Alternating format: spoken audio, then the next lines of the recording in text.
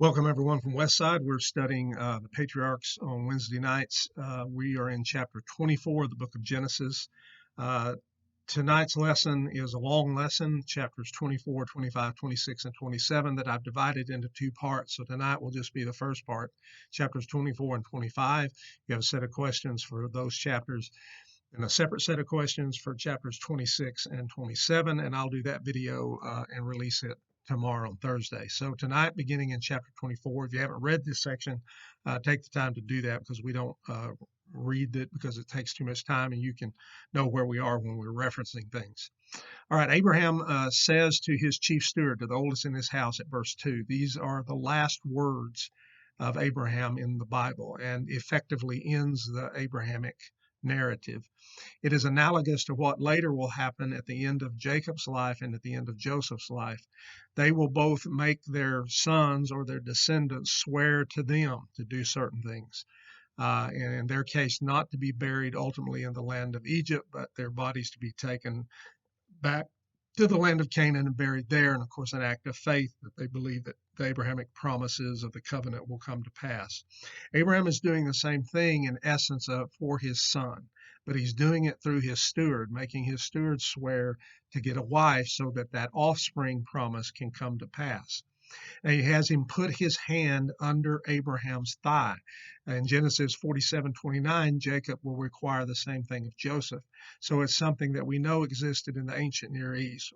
Without being too indiscreet, walk, he says, when facing death, the patriarchs secure their last will by an oath at the source of life. So it was looked at as being a very solemn and sacred thing, the continuation of their family, and therefore you can do your own research about what that means to put the hand under the thigh. Two things that he was swearing to. The first is, do not take a wife for Isaac from among the Canaanites, and we'll talk about why in a minute. The other thing is to go back to his family in the land of Mesopotamia, to his family, Abraham's descendants there, or rather Abraham's family connections there, and find a wife for Isaac there. But do not take Isaac back there. That's going the wrong way. Isaac is to remain in the land of promise, and it is the chief steward that is to carry out this task. Now, why go back to the homeland for marriage? We don't have Abraham's reasoning entirely.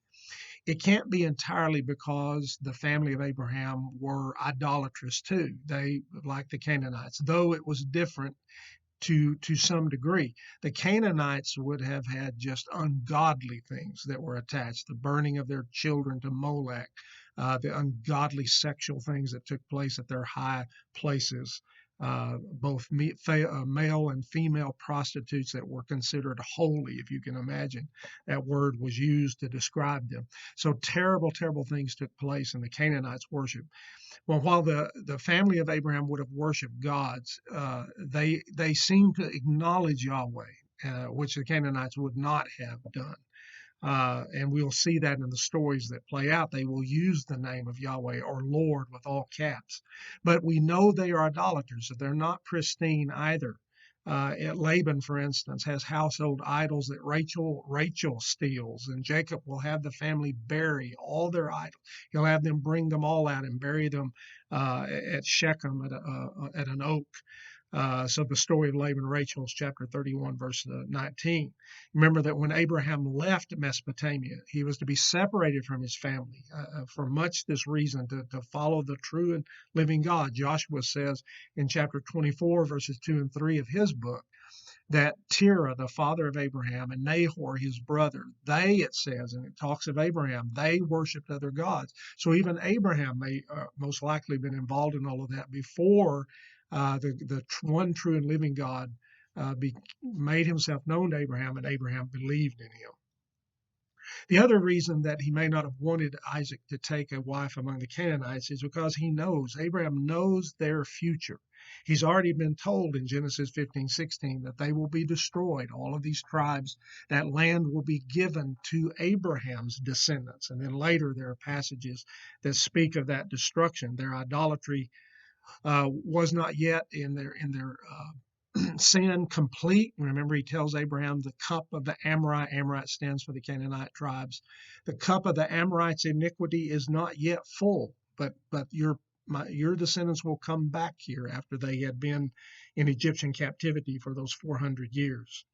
When the Canaanite wives are taken at times, the other thing we see, and when they are intermingled with Abraham's descendants, it's never good. They have a bad detrimental effect upon God's people.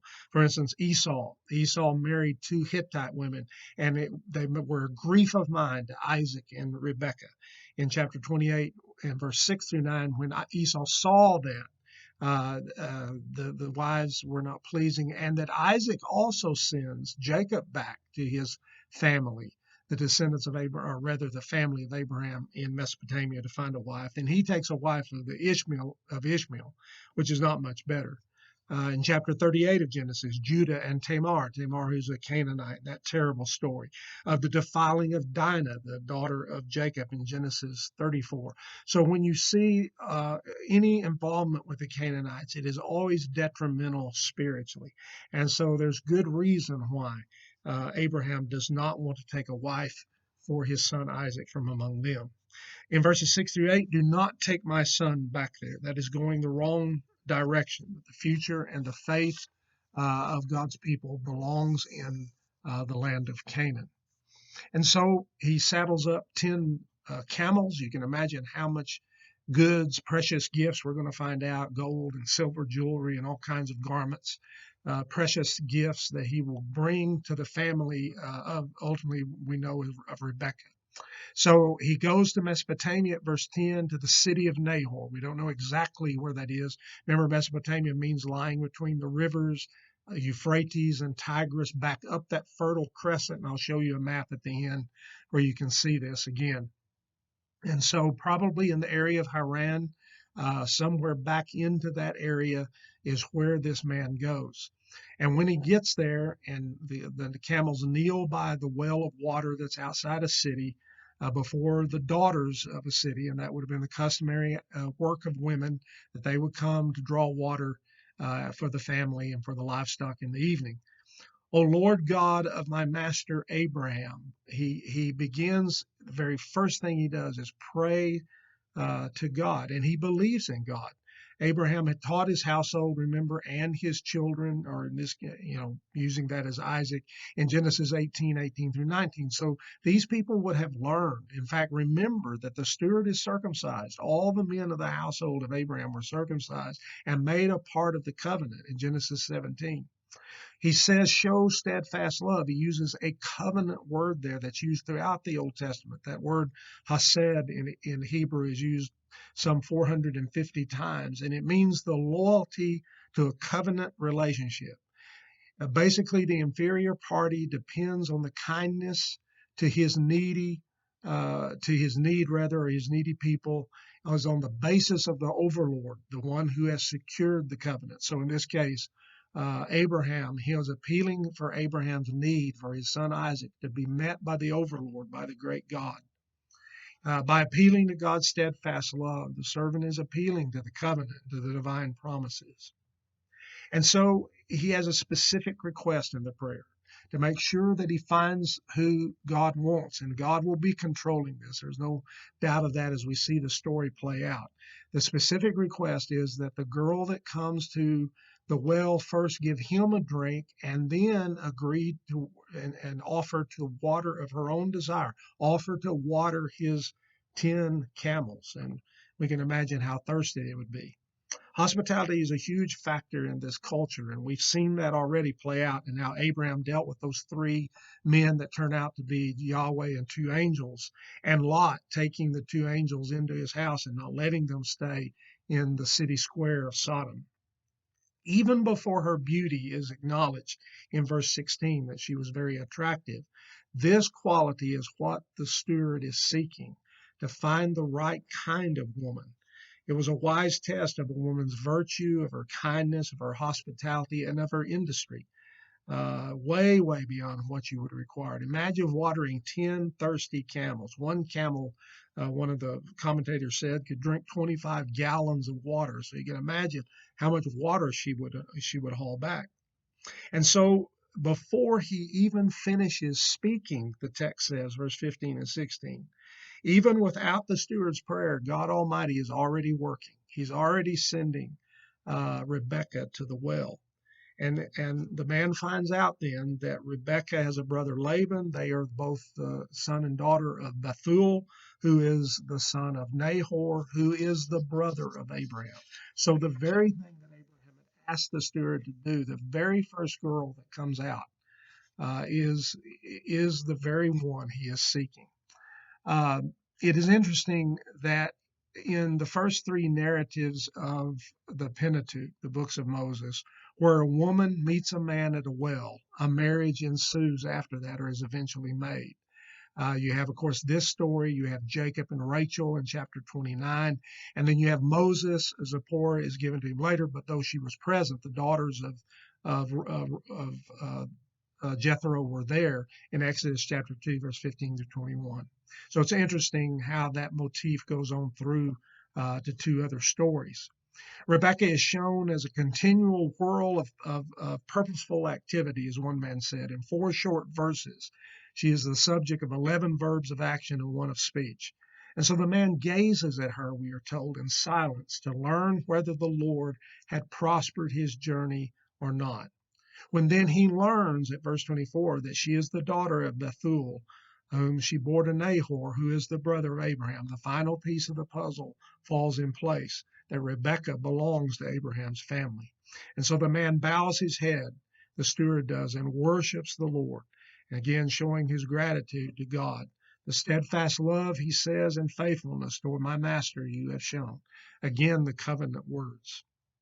So basically, when he is hauled back by Laban, Laban runs out to meet him after Rebekah runs and tells the family and brings them in. And before they will eat food that is set before them, the camels are being taken care of. He basically says, I have something to say. And before we eat, we're going to get this business done.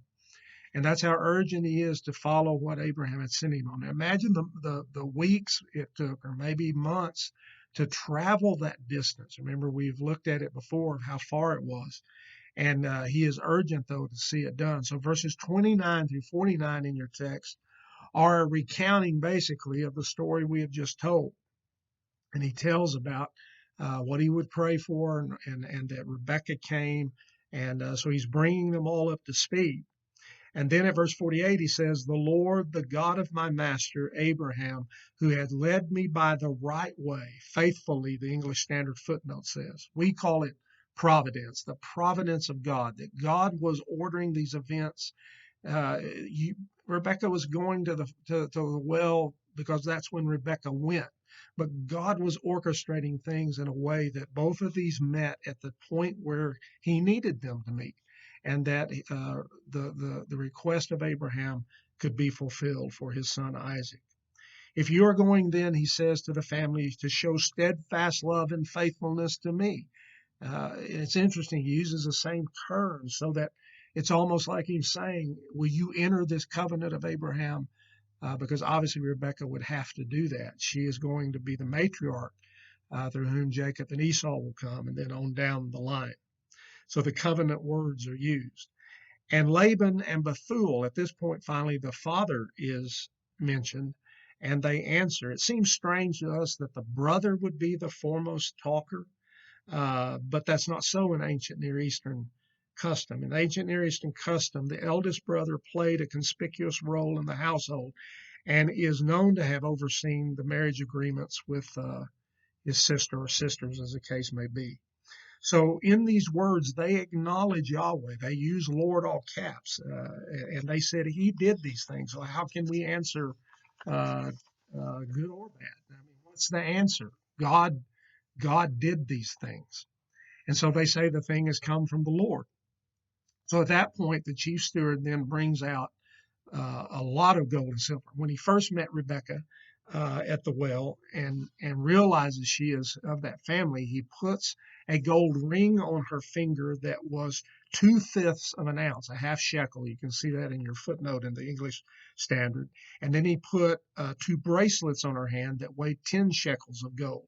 So if you convert that to the ounces, the 2/5 of an ounce, He gave her at that point 4.2 ounces of gold. Now, I checked today, the price of gold was $1,717.69 an ounce. You multiply that out by 4.2.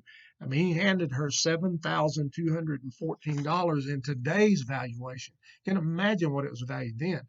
Now, to the family, once they've agreed basically to give Rebekah to him, and so that Isaac could marry her, he gives precious silver and gold jewelry to her, to the family, garments and ornaments, it says, to Rebekah, to Laban, and to Laban and Rebekah's mother, or to Rebekah's mother, if Laban's the same mother. And so, again, no telling what kind of valuables. Again, that would indicate the greatness of his master Abraham, that he had been thoroughly blessed, and now all of it was going to belong to Isaac, and that's who Rebekah is going to be the wife of. So this is not some pauper, not some small person. This is a huge Lord Prince, as we see Abraham called by others, and this is who Rebekah is asked to marry.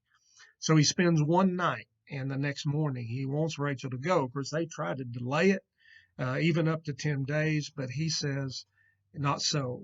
It's urgent for me to get back and fulfill this command that Abraham had put him under.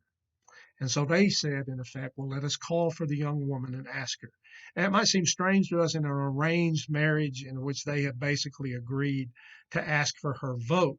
But Hurrian marriage contracts, and Hurrian would be that area, specified that the bride's consent was an important counterpoise to the family's initiative. So it was never done entirely without her being concerned in this matter. And so that's what we see happening here. I think another thing, and I often use this in the marriage ceremonies that I do, when they ask that young lady, Rebekah, will you go with this man? And she says, I will go. I say to the brides that I perform the marriages, the same thing. Will you go with this man? I've found situations where young ladies are not willing to leave their mother. They're not willing to leave their family. If you agree to marry somebody, you need to understand that he is head of your family. And wherever he goes to make a living, most of the time that's the way it's going to be. That you may stay home and raise children. You might have a job too. But that idea of headship is still there. It is given to the man of the house under God's order of things. Will you go with this man? And I use that often because so many times I've seen, or sometimes I've seen, young ladies not willing to separate and causing terrible friction and problems in their marriage because they're not willing. Imagine Rebekah may never see her mother and father and her brother again in her life. And it will be a surprise when Jacob shows up many years later. So we need to understand that this was going to be, there's no Skyping, there's no Zooming, there's no calling on your cell phone and sending emails.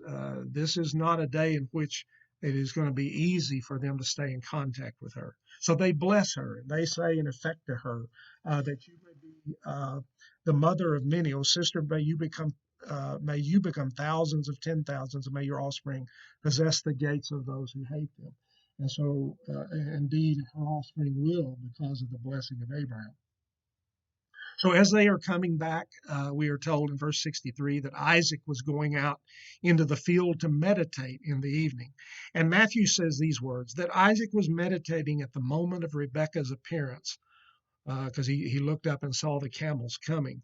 Also fits well with the providence prayer motif in this chapter, that Isaac, in effect, would have been going out in the field to pray, to meditate, to think upon the things that, again, we know Abraham was taught the way of God. There's a lot that's not recorded to us that would have been taught to them. And so to meditate basically on the words of God that he had. In verse 65, when she asked the chief steward, who is this man? And he says, it's my master's son. And she knows that is her husband to be. She takes a veil and covers herself. And Walke says it was customary to veil the bride in the marriage ceremony. So in effect, Rebekah is saying that she is willing to be Isaac's bride. And when the man tells Isaac the story He takes Rebekah to the matriarch's tent, to Sarah, his mother's tent. Remember, she's been dead now 3 years, died 3 years before this, because he's 40 when he marries her. We saw that he was 37 when his mother died.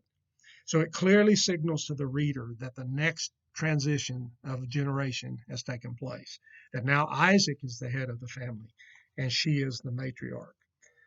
Even though Abraham will live another 35 years. We know that from chapter 21, verse 5, and then chapter 25, verses 7 and 9. And we'll talk about that in a bit. All right, chapter 25 then, Abraham's death and his descendants. Abraham takes another wife, Keturah. So that raises questions for us. Why are we told about this woman when it has nothing to do with the history of the lineage of Israel and ultimately of Jesus Christ? A couple of things. The children of Keturah fulfill the promise that Abraham would be the father of a multitude of nations in chapter 17, verses 4 through 6. Through Ishmael, through these sons of Keturah, and through Isaac, that would be fulfilled. But secondly, I believe too, it's a warning to Israel to come. Remember, Moses is writing this hundreds and hundreds of years later, that the physical connection to Abraham doesn't ensure the spiritual connection to Abraham. That most of Abraham's descendants, obviously those that came from Keturah and Ishmael for the most part, unless there are exceptions once in a while that followed God, fell into idolatry and unbelief. And that includes most of Israel too. Not all of Israel are Israel, Paul says in Romans 9, verses 6 through 7. John the Baptist says of these stones God can raise up those kinds of just physically connected as descending from Abraham. You are your father the devil and not of Abraham, Jesus said in John the 8th chapter. So it is that warning, I think, of saying there were most of Abraham's descendants were not followers of God. When did the marriage, secondly, with Keturah take place? Well, if you take it in the text right here, then it would indicate that it's after the death of Sarah. But events in the Old Testament are not often in chronological order, and this chapter clearly points that out. For instance, verse 7 and 8 is the death of Abraham at 175 years old. Yet in the text, if you come down to verse 19, then the birth of Esau and Jacob is described. But as I said to you earlier, when you follow the timeline, Abraham was 100 when Isaac was born. Isaac was 60, we were told, when Esau and Jacob were born at verse 26. Therefore, Abraham was 160 when Esau and Jacob were born, and yet he dies at 175. So, folks, Abraham knew his grandsons. He knew Esau and Jacob until they were 15 years old, and then he dies. So I'm pointing out to you that while it may seem strange to us, we are so in the West given to create a chronological order when we tell a story in books or biographies and history, physical accounts, and they just didn't think that way. Things were not arranged chronologically many times, and you need to be aware of that. And here in this chapter is a very clear illustration of that. So Keturah could have married even while Sarah was still alive. Notice that she is clearly called a concubine. Look at verse 6. But to the sons of his concubines, Abraham gave gifts, and while he was still living, he sent them away from his son Isaac eastward to the east country. And we're also told in 1 Chronicles chapter 1, verse 32, that she's called a concubine. So Keturah was not his main wife, even though she gives him many sons. And this is, obviously Sarah died when she was 127, I believe the text is, to go back to chapter 23. Yes. So he lives then from that year, 127 to 175, not in lonesomeness, but with Keturah as his wife. But the concubines, and again, could he have had others? Does this mean Hagar and Keturah, or are there others that he is married to? Anyway, he separates them. While Isaac is still living, he sends them to the eastward to the east country. Now, that's fascinating because to Isaac, everything is given. He gave his all to Isaac. The sons of his concubine were given gifts, but they were sent to the east. A lot of discussion has been given about obviously he would have taught them just as he taught the chief steward of the one true and living God. He would have circumcised them as they were part of his house. You remember later in Matthew chapter 2 and verse 1, we read of the wise men who came from the east to Jerusalem. And many have wondered whether the descendants of Keturah, some of them, held true and remained faithful. Just a few, maybe. But of those men would have been the ones that came from the east. Who knows? But it's interesting. Just like Ishmael, they must be separated from Isaac, and they are. So we're told of the death of Abraham at verse 7. He lived 175 years. He breathed his last, died in a good old age, an old man full of years. And then this unique phrase was gathered to his people. Now, this cannot mean burial. They place Abraham's body in the cave of Machpelah by only one body there, Sarah. So gathered to his people, like meaning he was buried in a graveyard. No, his body did not even return to Mesopotamia. It is buried in the land of Canaan at Hebron, where he bought that cave. Jacob later speaks the same word, or the same words rather are spoken of Jacob, that he was gathered to his people. And that was several days, by the way, before he actually was buried. Remember, they had to take his body up from Egypt to Canaan and bury him. But when he died, the same word, the moment he died, same words are spoken. He was gathered to his people. So Hamilton says it suggests the reunion of the deceased with his forefathers, those who had been faithful before him. Remember the story. There's Noah, there's Adam, there's Seth, there's the line of Seth, all of those people that were faithful. Kyle says denotes the reunion in Sheol, Sheol being the realm of the dead, the disembodied spirits in the Old Testament.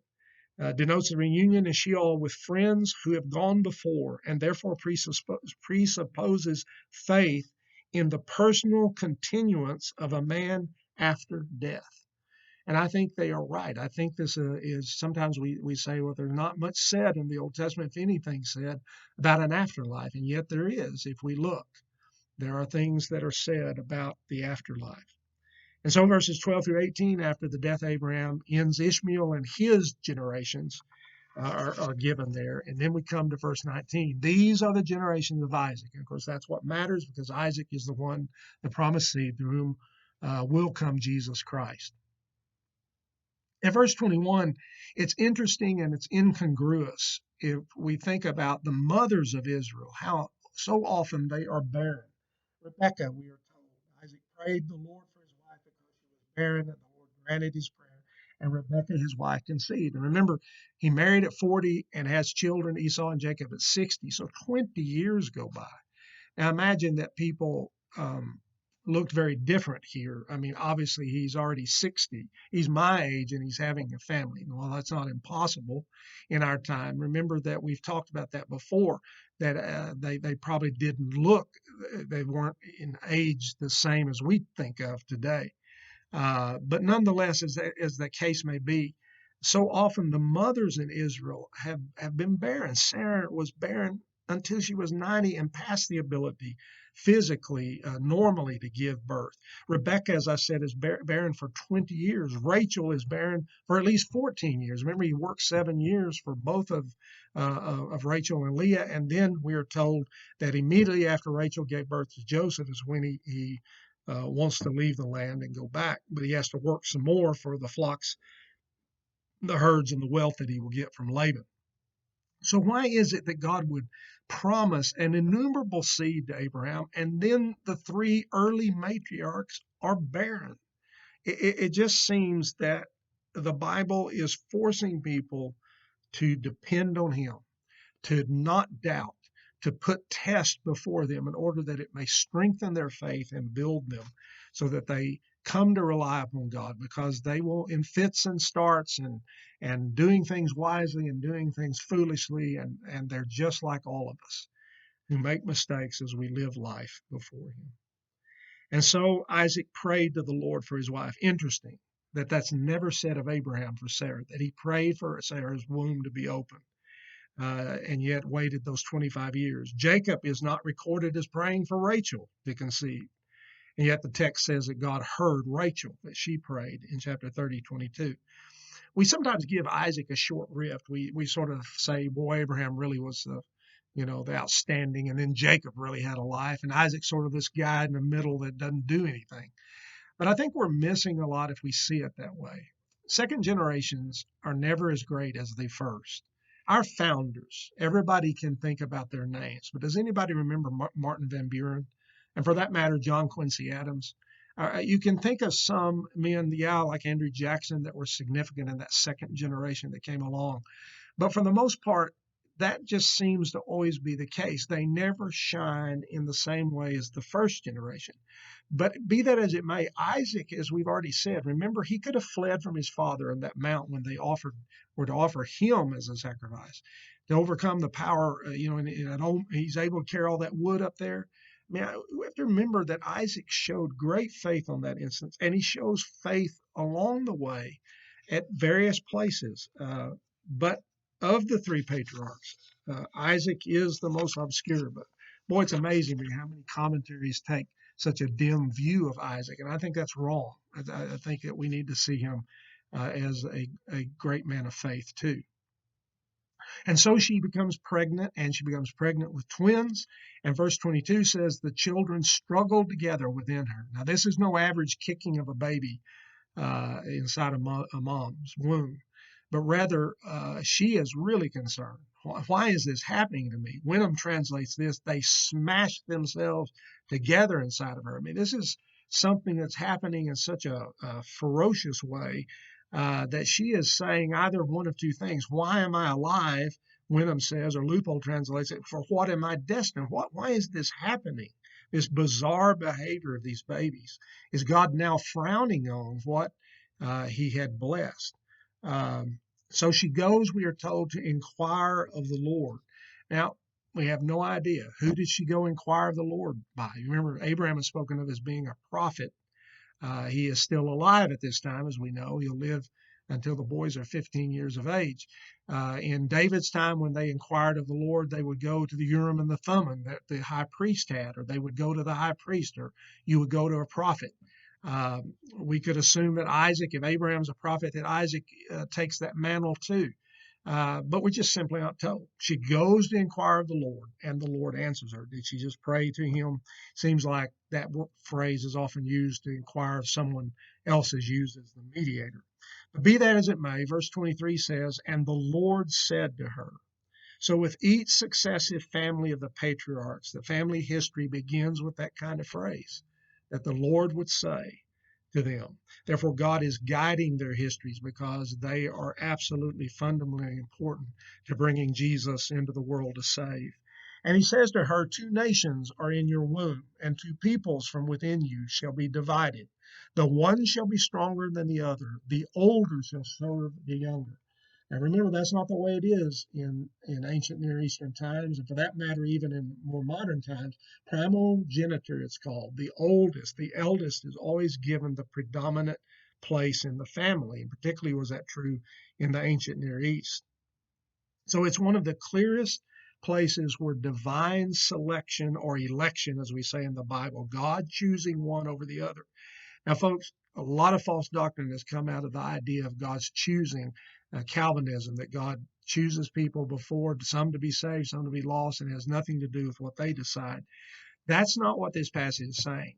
Remember that when Paul uses that, he says before they had done right or wrong.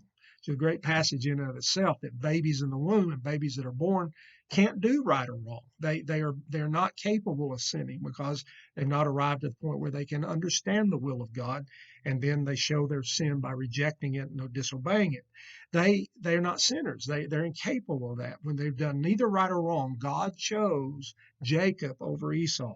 But what you clearly see here, it's about nations. He's not choosing Jacob per se as a person over Esau because they both show themselves to not be really good people at this stage, or as we'll see in the next chapter. The Lord is saying to her, 2 nations are in your womb, and the one is going to be stronger than the other. So it's not about individuals. It's about the nation Israel that came from Jacob and the nation Edom that came from Esau, and that ultimately it is the descendants of Israel that will bring forth Jesus into this world, and that will save all peoples, including anyone from the line of Edom. So we are told that when they are born, the first one to come out is Esau, so he's the oldest, and he comes out red. Now, all newborn babies, I've ever seen a picture of them, is just right after they're born are red.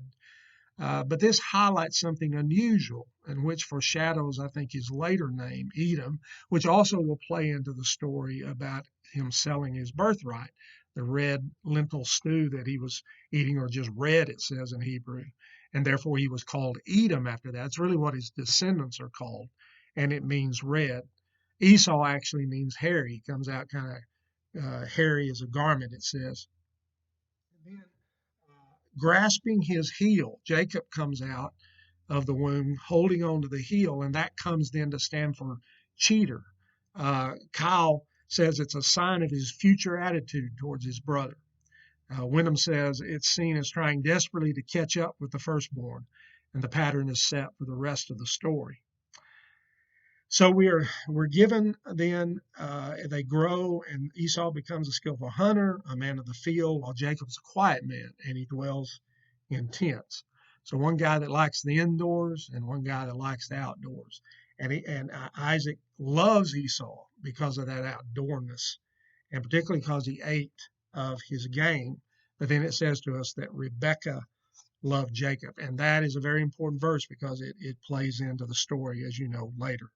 The folly of parents favoriting one child over the other. And we'll see the foolishness of what happens in this story, and we see the foolishness of what Jacob will do with Joseph, causing the same ill effects in his family. And so at verse 29, then we come to Esau selling his birthright. One day it says, once when Jacob was cooking stew, Esau came from the field and he was exhausted. And Esau said to Jacob, let me eat some of the red stew, for I am exhausted. Therefore his name was called Edom. Remember about the red stew. And Jacob said, sell me your birthright now. And Esau said, I'm about to die. What use is my birthright to me? Jacob said, swear to me. So he swore to him and sold his birthright to Jacob. I will come back to that in a minute. He's exhausted, famished. Did that mean he was on the verge of death, that if he just didn't eat in the next few minutes, he was going to collapse? I doubt very seriously. The word he uses for eat is literally swallow, gulp. It's used in the Bible only here, outside of the Bible, to talk about feeding animals. And Edom becomes a derogatory name for Esau's descendants who lost their birthright to be the eldest. We ought to say Abraham, Isaac, Esau. That's what we ought to say. But he has no spiritual inclinations. He's not thinking about that at all. He is the eldest. He was born first. And so remember, the right of the firstborn is his, to receive the double portion of blessings, to become the head of the family. Should say Abraham, Isaac, and Esau. Remember Ephraim and Manasseh when Joseph brought them. Manasseh was the older, and so he guided carefully him to the right hand of Jacob. But Jacob crossed his hands to bless Ephraim, the youngest, over Manasseh, and that upset Joseph. He tried to switch them. And Jacob said no. He knew what he was doing. These blessings were coming from God. Reuben's curse, remember, as the firstborn, and that his primogeniture position is given to Joseph. And so you can see, I gave you other verses that you can look at in the questions. So sell me your birthright. Obviously, Jacob's been thinking about that, plotting. He shows his conniving, conspiring, scheming that'll go right along with what happens when he steals the blessing in chapter 27, and a lot of what's going to happen to him when he has to deal with a guy more cunning, or at least as cunning as him, and his father-in-law Laban. The birthright gave them the double portion when dividing an inheritance. The American or the ancient Near East way of doing that was that a father's possessions were divided by the number of his sons plus one, and the oldest was given that extra portion. And so if there were two sons, it would divide into three parts, and 2/3 of then all that he had was given to the oldest son. In the case of Reuben, I said to you, in First Chronicles chapter 5, verse 1 and 2, the sons of Reuben, the firstborn of Israel, for he was the firstborn, but because he defiled his father's couch, you remember that story, he slept with one of the handmaids of Jacob. His birthright was given to the sons of Joseph, the son of Israel, so that he could not be enrolled as the oldest son. Though Judah became strong among his brothers, and a chief came from him, the kings. yet the birthright belonged to Joseph. So in that case, we don't have a tribe of Joseph, but you have a tribe of Ephraim and Manasseh. There was that double portion, that blessing that came as being the oldest. So Esau shows here his careless indifference to the privilege that he should have held very dear, not thinking of it spiritually at all, just only concerned about his belly and what he can eat. He's wrapped up wholly in that materialism that will be what the Edomites are like. Uh, and Jacob makes him swear to him, which literally are the bookends of his life. It begins the story of him, and he'll make his son swear not to bury him in the land of Egypt. Esau ate and drank, it says, rose up and walked away. Can you imagine the eternal consequences of a fleeting moment decision? And the Bible will have nothing but disdain for him. Even in this chapter, it says, thus Esau despised his birthright. And so the Bible will not exonerate Jacob's actions. Jacob's going to pay for the deception of his father Israel. He himself is going to be deceived not only by Laban, his father-in-law, but by his own sons when the story of Joseph is told. But Esau is the most culpable because he has no use for the spiritual things that Jacob will come to appreciate and to believe in strongly. Okay, so thank you for listening tonight. And again, the second set of questions, and I'll do a new video tomorrow. Oh, I want to show you a couple of maps. So I'll stand up so you can still hear me on the. So again, this is the land of the Mesopotamia, and when he sends his steward back, we don't know exactly. Mesopotamia is between the rivers Tigris and Euphrates. Don't know where Nahor was. Haran is there, so somewhere you can imagine the long journey that it took to get back into his peoples. And so again, I wanted to make sure that you were aware of that. So thanks for listening.